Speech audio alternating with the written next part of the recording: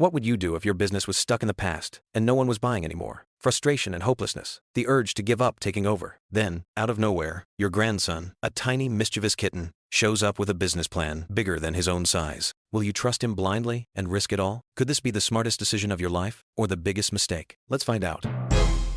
Wow! So many juices! All the colors and all the flavors! Kitten wandered into his grandpa's juice shop. His eyes widened at the colorful bottles stacked high on the shelves.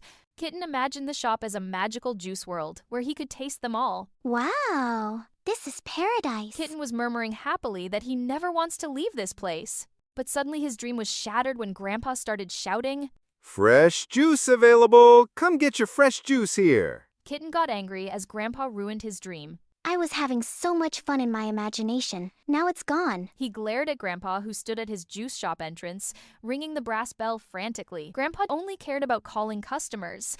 The tiny juice shop had been his world for years. Every morning, he climbed the fruit trees to pluck the ripest fruits. "These fruits are my treasure and my pride." Grandpa sliced the fruits carefully, each cut precise and perfect.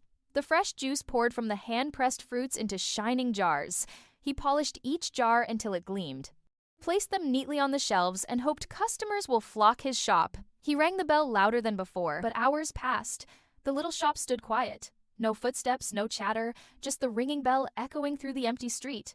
Grandpa wiped his brow and sadly said, "No one wants my juice anymore." Grandpa was unsure of how his business would survive. He softly murmured, "It's all I know, all I've ever done." Meanwhile, at the shop, whenever Grandpa was busy, the little kitten saw it as a chance to drink the juices at the shop secretly. Kitten spotted a glass of juice on the table, glimmering in sunlight. He tiptoed closer to it with paws stretched and murmuring, Just one sip. No one will know. But suddenly Grandpa snatched the juice and said, "These are for customers, not for you." The kitten's smile faded, and tears formed in his eyes. Why does Grandpa always spoils my fun? The kitten wondered if Grandpa will ever allow him to drink the juice. Meanwhile, Grandpa looked at the shop entrance and still hoped for customers to walk in.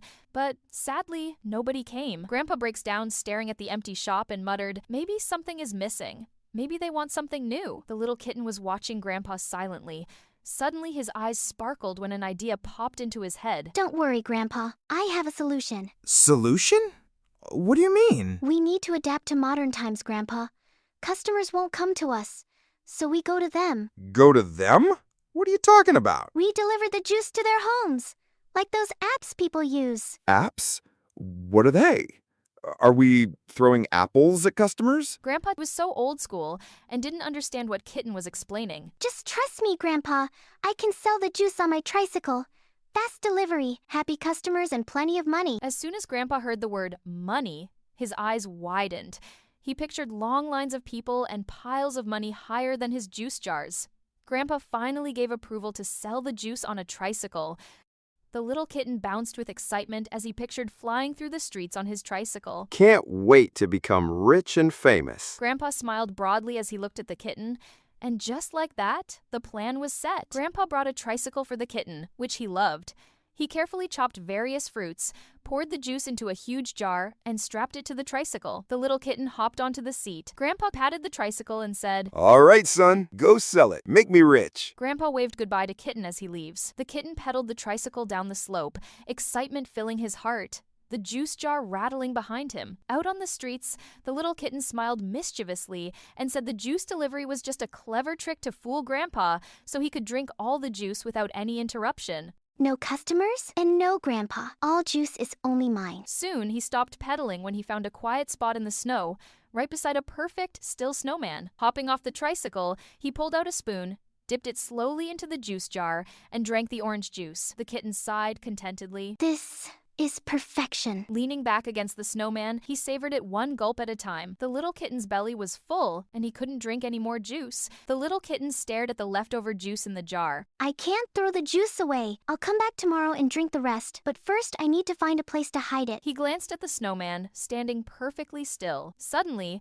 an idea struck. He would use the snowman as his secret treasure chest. Slowly, he dug a small hole, pushed the jar inside, and covered it with snow. Realizing it was time to head back, he hopped onto the tricycle and began pedaling toward the shop. Grandpa's face lit up the moment he saw Kitten approaching the juice shop. He was excited and could hardly wait to collect the huge earnings from the juice sales. But Kitten has a different story. He lies casually saying, "The tricycle fell down, and all the juice spilled." Grandpa is shocked. His smile fades and his heart sinks, but he gently pats the boy's shoulder. It's okay, son. We'll try again tomorrow. The grandson nods sweetly, but inside he is smirking. If tricking Grandpa were a sport, I'd have a gold medal by now. The next day, the kitten drinks all the juice at his favorite spot and returns home empty-handed. Grandpa's eyes shine with hope, but the kitten gives another excuse. The tricycle hit a bump and the juice spilled again, Grandpa. "It's okay, son. We'll try again tomorrow," Grandpa says, trying to encourage him. The kitten keeps giving the same excuses every day, and Grandpa starts to feel a quiet tug of doubt. Something doesn't sit right. He mutters to himself, wanting to know the truth. The next morning, Grandpa follows the kitten on his cycle. He rides past long snowbanks. At last, the kitten's tricycle stops near his favorite spot with the snowman. The kitten jumps down,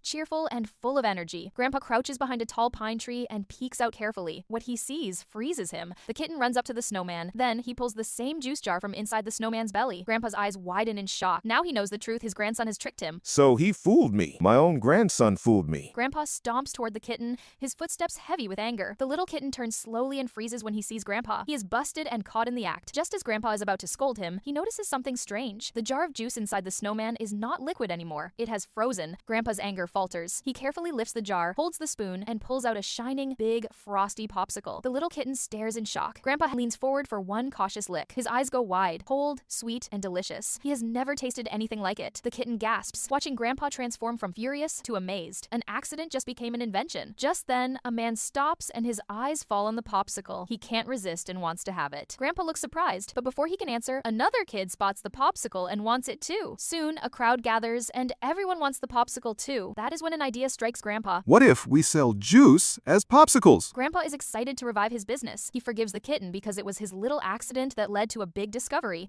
and now it might save the shop. The kitten sighs in relief. They rush back to the shop.